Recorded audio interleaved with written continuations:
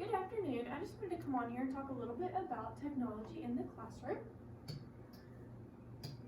So a couple of things that I want you to get out of this presentation. Teachers should be able to utilize technology in the classroom to obviously engage students in their learning, but also to maximize their learning. I know technology in several ways can help different students who have trouble learning in traditional ways. And so, along with engaging, also want to maximize their learning. So some advantages include improved student engagement, like we talked about.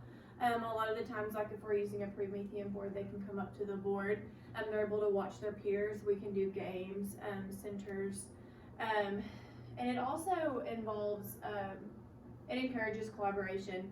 For example, if we're using Google, they can use Google Slides or Google Docs, and they can work together even if they're not physically in the same room. Or if a student comes up here to work a problem or something like that, then they can learn together. It also incorporates each learning style. If I'm using a board or even a Chromebook or an iPad, a lot of the times, of course, it's going to be visual. They can see what's on the board, they can see what's on their Chromebooks. It's auditory, so they can play videos. If they're on iStation on their Chromebooks or iPads, they're able to like play games, and they're able to listen to the instructions, which is very helpful to a lot of students who have like trouble reading. It's also kinesthetic.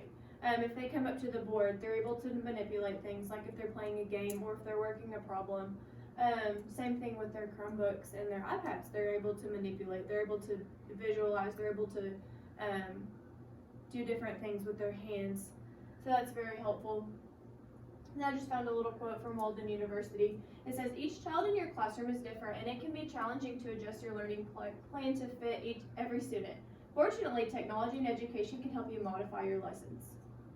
Number 4, these days technology is a life skill. I feel like in every job, it's hard to find a career that doesn't use some kind of technology, some kind of computers.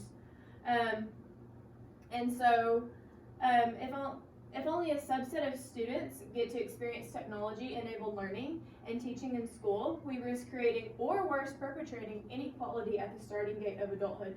So whenever students are growing up through elementary school all the way up to adulthood, we want them to be exposed to technology. We don't want them to not be able to get a job because they can't use a computer, or because they don't know how to use simple, office equipment or something like that.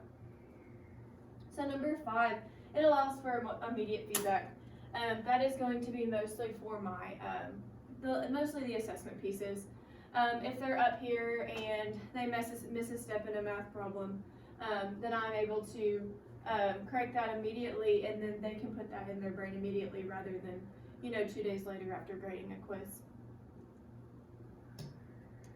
Okay, so I wanted to bring up a sample lesson. I'm going to be using a lesson from Pearson Realize, that is first grade math, which is obviously the curriculum that we use here in Parkview, so this would be applicable every teacher here. So I'm going to be using Unit 7, 2.6. Some of the examples that I'm going to be showing you is an interactive video that's included in the lesson. There's some games that I can put up on the board, and everybody has a chance to participate in that game. And then it's also something that they would be doing at their desks later. So it's kind of a good modeling piece. And then also daily practices that we could either do together while they're at their desks and I'm up here modeling, or it's a good thing to be able to just pull it up and explain the instructions to them.